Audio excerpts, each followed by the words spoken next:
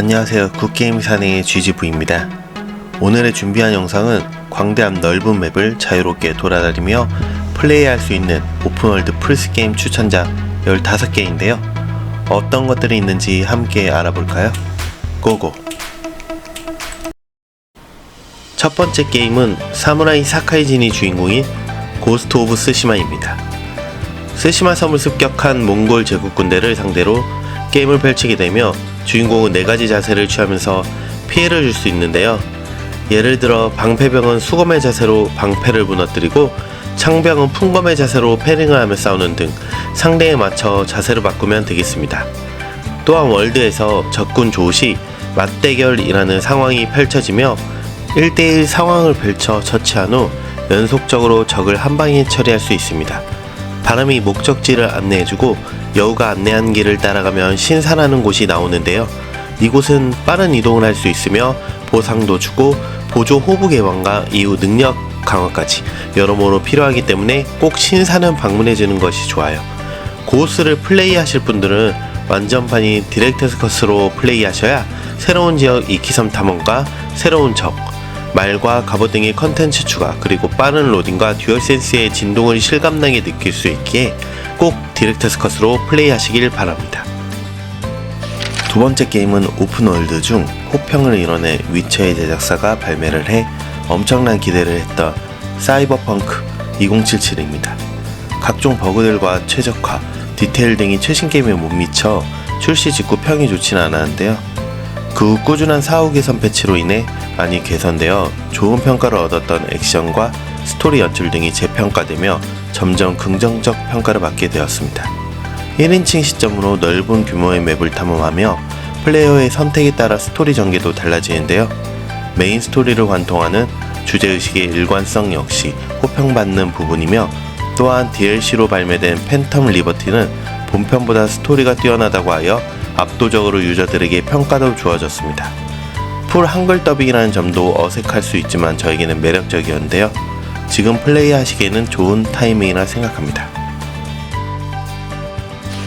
세 번째 게임은 과거 슬라이 쿠퍼, 현재는 고스트 오브 스시마로 유명한 서커펀치 프로덕션에서 제작한 인커머스 세컨드 선입니다. 주인공인 대실 로우는 미국의 원주민 부족인 아코미시 출신이며 한 마을에서 평범하게 살아가는 청년인데요. 이 청년이 초능력자가 되고 타인의 능력도 흡수하여 능력을 키우면서 게임을 즐기게 됩니다. 배경은 미국의 시애틀이며 전작과 마찬가지로 플레이 스타일에 따라 주인공은 선과 악으로 나누어지며 스토리와 NPC 반응, 그리고 엔딩이 달라집니다. 무난하게 즐길만한 작품이며 출시 당시에 그래픽이 훌륭하다는 평을 많이 받았습니다. 그리고 한 가지 팁을 드리자면 악으로 플레이하시는 게 난이도는 조금 더 쉽다고 하네요. 네 번째 게임은 19세기 말 호그와트의 배경과 마법의 세계를 느낄 수 있는 호그와트 레거시입니다.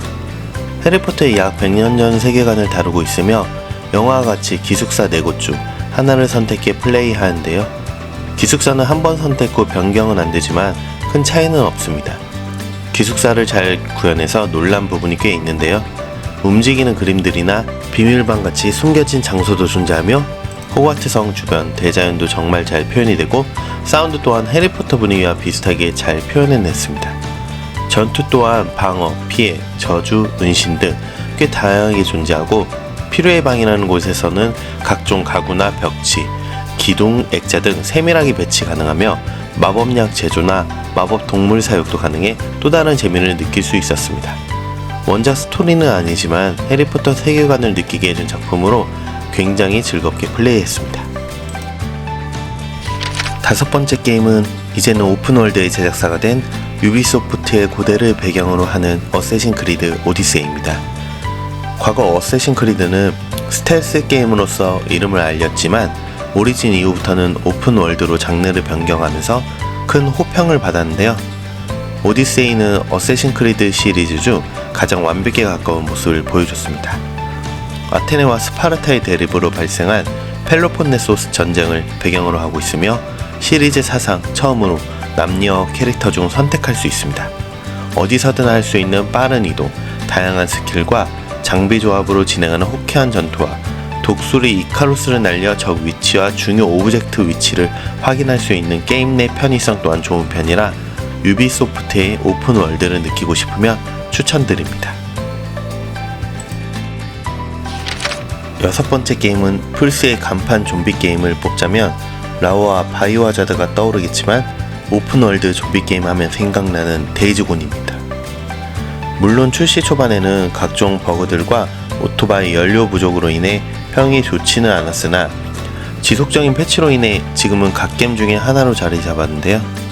레벨을 올리면 스킬 트리도 하나씩 해금하고 능력치를 올리는 재미도 있습니다.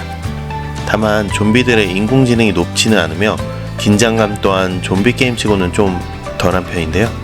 어쩌면 좀비보다는 갑자기 습격하고 저격하는 인간들이 더 깜짝 놀라곤 했었습니다. 포스트 아포칼립스의 오픈월드 좀비 게임을 느끼고 싶으신 분들에게는 적극 추천합니다. 일곱 번째 게임은 DC 코믹스의 영웅을 주인공으로 한 오픈월드 액션 게임인 배트맨 아캄 나이트입니다. 시리즈 중 유일하게 한국어 자막이 되었는데요. 배경은 고담시티이고 총 3개의 섬으로 이루어져 있으며 배트맨 특유의 어두운 분위기를 잘 표현해냈습니다. 반가운 빌런들도 다수 등장하는데요. 배트맨은 갈고리로 건물들을 오갈 수도 있으며 날개를 펴 하늘을 날 수도 있고 활공 중에도 장비를 사용할 수 있습니다. 배트맨의 전용 자동차인 배트모빌을 직접 조종할 수도 있게 되었는데요. 배트모빌에는 주행 모드와 전투 모드가 있습니다. 그러나 이 배트모빌이 게임 내 역할 비중이 많이 높아 지루하다는 평도 있어 호불호가 갈리는 편입니다. 출시된 지는 오래된 게임이지만 지금 플레이하기에도 괜찮은 게임인 것 같습니다.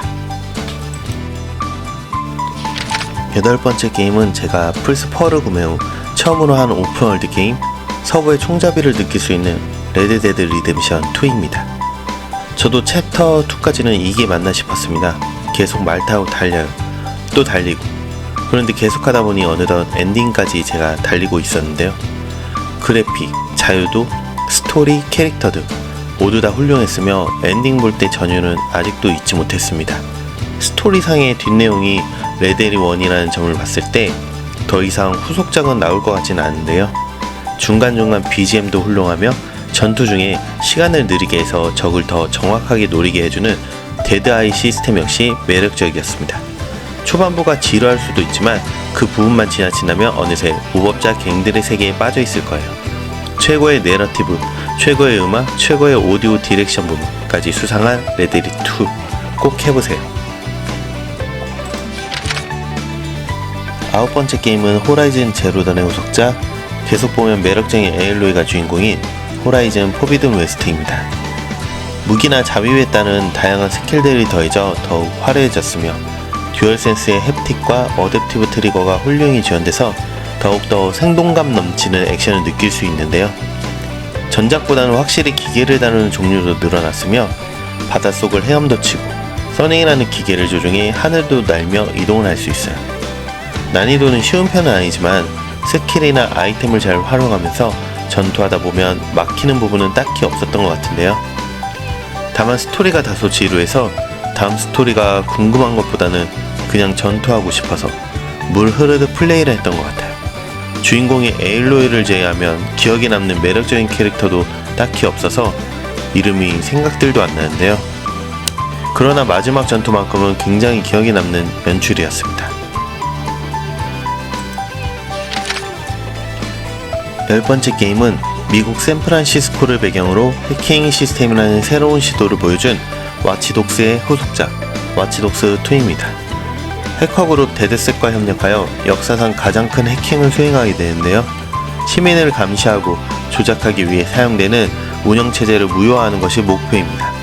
썬더볼을 이용해 근접전을 벌이고 3D 프린터를 이용해 만든 화기를 가지고 총격전을 벌이고 해킹을 통해 적을 무력화시키는 등 싸우는 방법이 전작에 비해 다양해졌고 오픈월드에 녹아든 첨단 장비를 이용한 잠입 플레이 역시 훌륭합니다. 다만 미니게임이 한 개밖에 없다는 점, 컨텐츠가 부족하다는 점이 아쉽긴 하네요. 11번째 게임은 오픈월드의 끝판왕이자 누구나 한 번쯤 들어갔을 법한 작품 GTA5입니다.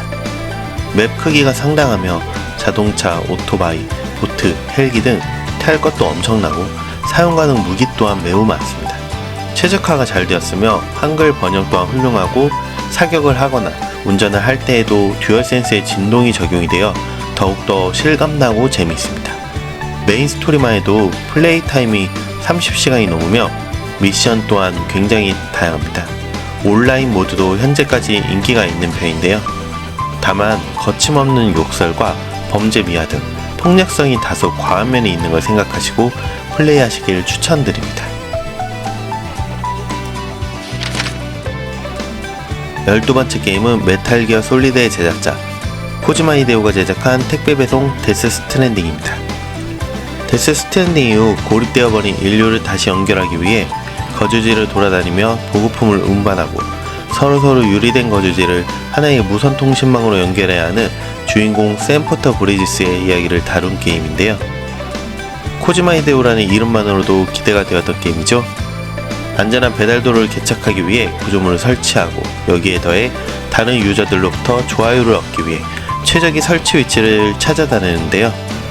반면 후발 유저들은 이러한 구조물 도움을 얻어 쾌적한 플레이가 가능했습니다. 그래픽과 사운드가 매우 훌륭하며 세계관과 이에 따른 분위기 또한 매우 좋습니다. 다만 컷신이 많고 스토리가 진부하며 액션이 다소 부족해서 호불호가 갈리는 게임입니다.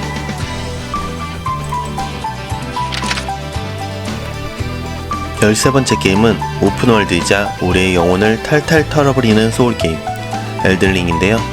보통 소울게임들은 선형적 구조가 많은데 오픈월드를 예고하며 발매 전부터 많은 기대를 받았죠. 그리고 출시 후에도 엄청난 호평과 함께 메타크리틱 97점을 받았으며 DLC 황금나무의 그림자 역시 95점을 받았습니다.